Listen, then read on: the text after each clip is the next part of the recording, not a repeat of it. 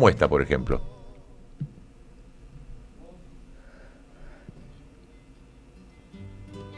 Lo tenemos ahí.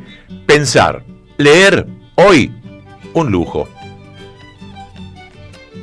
Nace una nueva forma de discriminación a nivel mundial. ¿Pensar?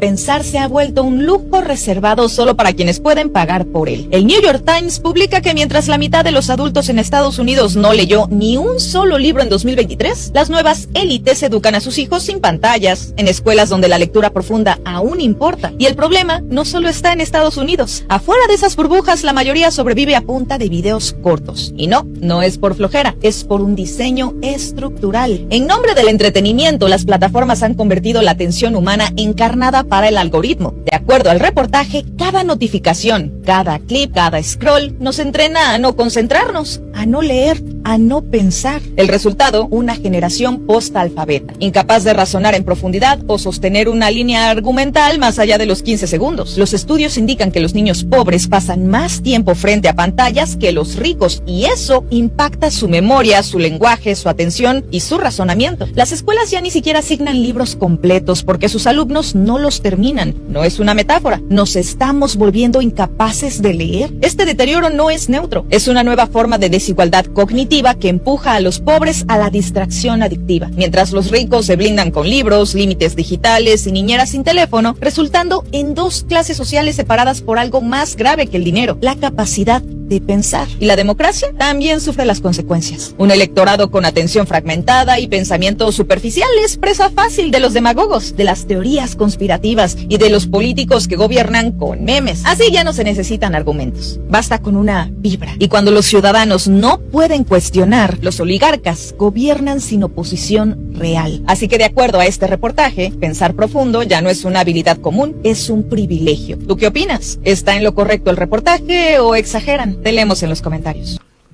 Bueno, nos presentás a la visita de hoy que reemplaza, forma parte de la liga. No, pero estamos ahí en el mismo mundo. ¿Tuitera? Tuitera es muy quilombera. ¿Muy quilombera? Muy quilombera, pero es quizás una de las personas que más sabe de este tema, de analizar, y las redes sociales las conoce, las transita, las critica, pide regularlas quizás, y es todo mujer, puede ser. Y es mujer, que no sé si suma o resta, pero... No, es un milagro. ¿La presentás? Juana Politizada con todos ustedes. Juana Politizada, Hola. bienvenida. ¿Cómo andan? Gracias por la invitación. Por favor, ¿qué pensás de lo que dijo esta chica? Estoy muy de acuerdo, me parece súper interesante. Creo que hay un montón de cosas ahí para desmenuzar, porque estos videos que tienen esta perspectiva de lo que se llama en ciencias sociales determinismo tecnológico, que es esta idea de que el avance tecnológico nos va a llevar a el peor de los finales, digamos, es un poco problemática a la hora después de pensar regulación, porque si vos entendés que las redes sociales van a hacernos a todos idiotas, es como que la solución única es, bueno, hay que prohibirlas. Y en el medio, digo, hay un montón de facilidades que te ofrece que me parece que es importante ponerlas en valor, en términos de que la herramienta es muy poderosa, te ahorra un montón de tiempo de trabajo para resolver comunicación a distancia. Entonces, soy un poco más partidaria de tratar de ver ahí cómo se puede intervenir de manera inteligente a los fines de poder sacarle provecho a la tecnología y no demonizarla. Pero decía recién que el New York Times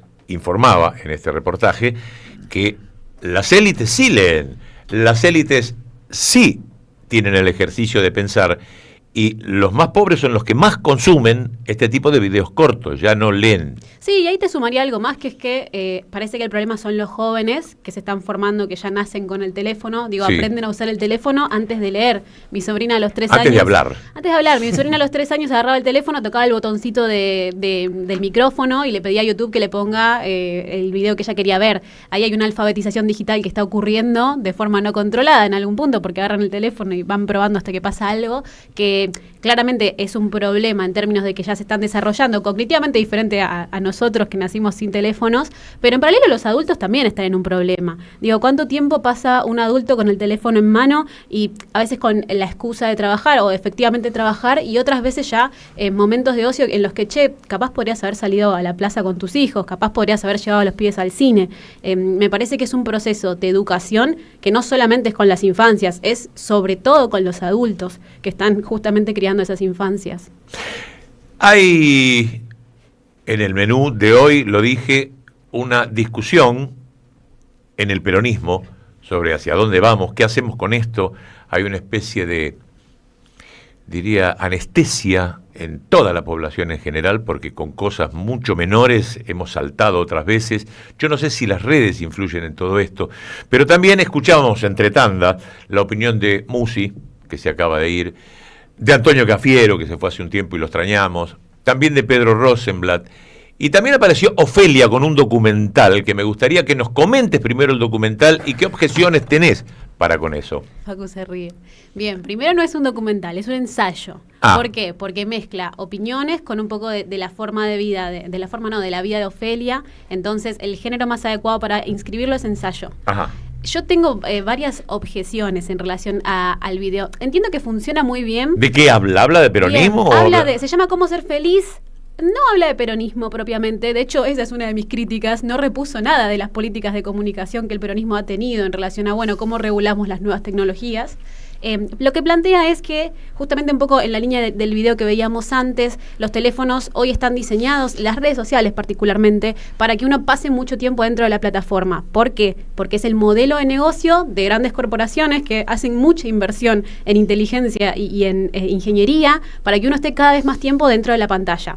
¿Por qué? ¿Qué ganan ellos? Bueno, más tiempo para meter espacio publicitario, más dinero que está circulando.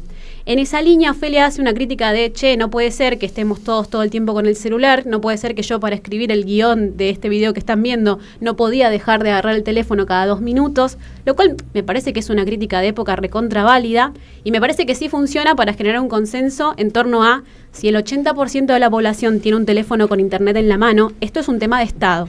Y ese consenso creo que lo construye.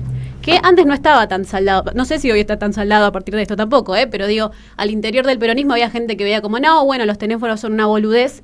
Digo, si está impregnando a tanta cantidad de la población, es claro que esto que está pasando ya pasa a ser una cuestión de Estado. En esa lógica, creo que está bueno esto, el consenso que genera o el punto de partida. Luego me parece que las fuentes de información que toma para armar ese argumento están un poco flojas de papeles. Porque agarra un libro que se llama La generación ansiosa, de Haidt, que es un psicólogo social estadounidense, y produce datos en relación a casos de suicidio, depresión y ansiedad en Estados Unidos, que cuando los traspolás para acá te queda raro para leer la realidad argentina. Ella lo aclara igual, e incluso al final del documental hay una alerta, digamos, que dice no hay información sobre esto producida en Argentina, y es un problema para generar un diagnóstico, no saber a ciencia cierta qué pasa con tu población joven, el uso de celulares y tal. Sin embargo, yo estuve haciendo ahí un poco de research y hay algunos estudios de, por ejemplo, la provincia de Buenos Aires, algunos institutos, UNICEF. Claramente no son estudios sistemáticos, son como pequeñas muestras, pero si querés inscribirlo más de qué pasa realmente en Argentina, para mí hubiera sido bueno traer a la mesa algo del diagnóstico local. Claro. Está muy globalizado. Está muy globalizado, tal cual. O sea, es un video que puede ver alguien de México y también se va a sentir interpelado por la forma en la que lo está planteando. Luego, si querés regular en Argentina, para mí tenés que cruzarle, por ejemplo, historia de políticas de la comunicación. ¿Qué hizo Perón cuando entendió cómo funcionaba la radio? La hizo un servicio público. Y eso es un poco lo que está en discusión. Perdón, sí, trajo claro. la televisión en el 51. Sí, claro. Claro. Sí, Nada bueno. menos. Sí, Nada claro. El menos. 17 de octubre, Obvio. Sí, claro. por supuesto. Obvio. Y un ex secretario de medios, de Perón y puesto por Perón. Está ahí frente a vos. Así que la cuestión es, ahora, lo que recibimos. Pero también cómo la usamos. Yo también recibo, acabo de poner todo lo que pongo, lo recibo acá. Pero también a veces aparezco yo. Cuando aparezco yo genero contenido. ¿Cómo puede utilizar el peronismo con la efectividad que ha tenido Macri, la efectividad que tiene Milei? ¿Cómo podemos usar esa herramienta de la misma forma? Porque parecemos imbéciles. Es que voy a decir algo un poquito polémico, pero Milei está usando las redes como un peronista en algún punto. Entendió que hay un sentido común popular al que podés ir a dialogarle a través del telefonito diciéndole pavadas y claramente los maneja mucho mejor que el peronismo. En términos de la decisión Pero el que generan peronismo no jóvenes, puede por decir ejemplo. pavadas. Claro, ese es el Ahí ese es el tema. Vos te ibas de largo. Juana pasaba de largo y yo la estaba esperando y cuando dijo pavada Me gusta dije, esa joder. conversación. Claro. No. Pero fíjate que ellos generaron un dispositivo de portavoces que dicen Sí, pavadas. sí, Pienso sí. en Fran Fijap, pienso en Marco Palazzo, pienso en Mariano Pérez. Son pibes que son youtubers. El gordo Dan ese. El gordo Dan, tal cual, que se permiten decir pavadas públicas en nombre de ese partido. Sí, Entonces claro. Milei sale con tweets No hay muy largos. ningún límite, ¿no? Porque ese no es un partido, lo de eso no es una ideología, yo sostengo. es una operación política apoyada en los privilegios. Eso no es una ideología, tenemos que discutir. El mileísmo no tiene... Va a ser un congreso el mileísmo, ¿y qué va a discutir? Claro. No va a discutir qué hacemos con la tierra, qué hacemos con la educación, qué hacemos con la salud. Nunca lo discuten en ninguna parte está claro, públicamente. está claro. ¿Por qué? Porque esas cuestiones son partes de la política, Claro. digamos, de la concepción política. Son cuestiones públicas. Lo Seguí. público no les interesa. Seguí, Juana, que te banco. Está muy bien. Seguí, No, que te ¿sabes banco, qué? dale. Está bueno esto que trajiste. Me invitaron la otra vez a un streaming libertario, Los Herederos de Alberdi se llama, y ellos me corrían como, o sea, todos los que estaban... Heredero de Alberdi. Qué hijo Son de unos puta. chantas. Qué hijo de puta. Bueno, toda la Alberdi mesa- era un tipo serio, era un Total. liberal. Ni Sí, un hablar. tipo Claro. serio. Ni sí. hablar. Toda la mesa libertaria, entonces claro, me corrían con los argumentos de no, bueno, pero la macro, no, bueno, pero con Alberto. Y en un momento les digo, chicos, ¿cuál es la política económica? La política económica, no, perdón. Les digo, ¿cuál es la política educativa con mi ley? Exacto. Un silencio. No, bueno, pero Torrendel es un tipazo. Está bien, ¿cuál es la política educativa que tiene? ¿Qué quiere hacer? ¿Quiere que los pibes estén alfabetizados, que terminen el colegio? ¿Qué están haciendo? Silencio. ¿Cuál es la política sanitaria con mi ley? Ninguna. Silencio. Es tremendo. Claro. Han vaciado el debate Porque público no es una de ideas. ideología. Claro. Claro, Es una operación. Son cosas públicas eso, y lo público no les interesa en absoluto. No. Y Yo se nota. Te sumo a tu pregunta, hay un libro de Varoufakis que se llama Tecnofeudalismo, donde ahí él dice, hay siervos de la nube y proletarios de la nube. Entonces él dice esto, somos todos creadores de contenido, hasta, no sé, mi tía sube una foto de una magnolia y es una creadora, y genera algo en redes sociales. Eso es un proletario de la nube, y el libro habla del tecnofeudalismo porque literalmente con las redes sociales nos volvemos a tiempos de nuestra historia donde, claro, trabajábamos sin ningún tipo de remuneración, ese trabajo servía para poder sobrevivir, digamos, y vos hoy en día en las redes sociales generás contenido para poder incluso sobrevivir en esta moda, en esta actualidad, no perderte nada del debate, pero no contemplamos, de hecho, los siervos de la nube, los siervos en aquella época, ellos no sentían el trabajo como un trabajo, digo, era su vida, era hacer eso. Claro. Y solamente Era su rol. era su rol, no lo tomaban como un trabajo, que ellos generaban una riqueza que se la quedaba un señor feudal. Y en esos términos está bueno, incluso el peronismo ahí yo creo que tiene mucho para decir, pensando a los proletarios de la nube, fabricantes no remunerados, dice Varoufakis. Todos generamos riqueza con nuestros celulares, pero se la quedan unos pocos. Y los términos de distribución de esa riqueza los imponen los mismos multimillonarios. Creo que él dice multimillonarios, tipo literalmente es una cantidad de Claro. riqueza que no se puede imaginar, mucho más que naciones enteras. Y sin embargo, ellos te dicen, bueno, si vos tenés tanta cantidad de seguidores, tenés tanta cantidad de me gusta, tenés unas condiciones y requisitos casi inalcanzables, ahí recién empiezo a distribuir mi riqueza en vos y te doy 2 pesos. Entonces, ahí hay algo para discutir. Está bueno esto que traes. Hay otros autores que en lugar de Perdón, y tecnofeudalismo... ahí viene la idea del sindicato, Claro. Porque con ese sindicato vamos a discutir esa forma de distribuir. Perdón. Bien. No, ¿sabes qué? Hay otros autores que hablan de colonialismo de datos, que es básicamente la misma lógica. La diferencia es, bueno, ¿cuál es el rol del Estado dentro de un capitalismo transnacional donde tenés mucha riqueza acumulada en pocas manos que encima son los que están manejando de algún modo la industria ideológica nacional? Tal cual. Las ideas que circulan al fin y al cabo tienen más o menos fuerza en función de cuánto están empujando las redes hoy por hoy. Sin ir más lejos, los medios tradicionales están viendo qué carajo hacer con el fenómeno de los streamings porque les están comiendo audiencia, entonces tienen que hacer ahí convivir formatos. Pienso, por ejemplo, en el caso de La Voz, que hizo una alianza con Luzu y Telefe para transmitir, donde Nico Quiato fue el conductor. Digo, te habla de cómo El cada Martín vez más... Fierro de cable por el YouTube de C5N era streaming, no era Sí, claro. C5N. Tal cual, te habla de cómo cada vez más las redes sociales o lo que pasa en Internet se vuelve más preponderante en términos de economía de la atención y economía propiamente dicha. En esa línea me parece que es importante tener estadistas, o es mi deseo, que entiendan cómo está funcionando esa relación de poder, porque hay un desprecio muy grande todavía hoy a entender que lo que pasa en redes sociales tiene una forma de ejercicio de poder particular que no es la de los medios tradicionales, porque antes con la tele o con la radio es como el uno a muchos, ¿no? Digo, yo voy a un programa con mucho rating y me van a ver muchas personas. Hoy con las redes sociales dependés de que algo se te viralice y puedes viralizar algo teniendo 10 seguidores o teniendo 1 millón. Entonces ahí lo que se pone en juego ya es otro tipo de saberes y otro tipo de relación, ¿no? Porque digo también, capaz te cae una catarata de puteadas diciendo algo que para vos estuvo re bueno, y la regulación de eso tiene mucho que ver con entender un poco los códigos del lenguaje digital. Por eso creo que hace falta alfabetización para la gente grande particularmente, porque están usando una tecnología que a veces lo supera, me parece, en algún punto. Sí, y los coopta. Y los coopta. Porque buscaron un cambio los jubilados. Y yo no, si no es por ahí, no lo puedo entender. Sí. Y te quitan la memoria. Nadie recuerda qué pasaba 10 años atrás. ¿Cómo estábamos 10 años atrás? No, en la época de Rosas.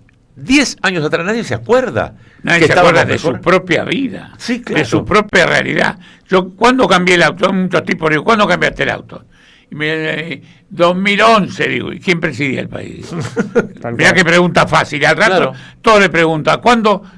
Fuiste a San Bernardo. La fecha no, el 2019, viste.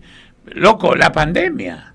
Yo soy sobreviviente de la pandemia porque nosotros hicimos lo que había que hacer, encerrarnos a todos, loco. Sí, claro. Yo estuve 1 año y pico encerrado, pero era la única. Y entraba y sacaba la ropa, me bañaba, que yo.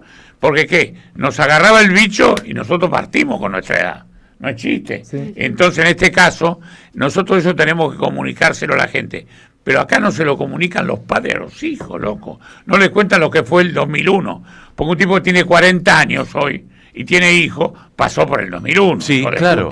Ya tenía noción. No, y la desinformación hace que en el vagón del subte yo pregunto quiénes fueron los últimos 5 presidentes. No, y yo creo que el 20% sabe. Pero los últimos 5 presidentes. O sea, el 2001. Bueno, no es sano tampoco saber los últimos 5 presidentes. No, tampoco. Cerrame con esto que después volvemos. Sí, te sumo esto que decía Juana, de que quizás las redes democratizan la llegada, digamos, o comunicación, con algo del libro de Varoufakis que dice: el tecnofeudalismo levanta una nueva gran barrera que impide la movilización contra él. Es esto, no podés salir de este mundo. No.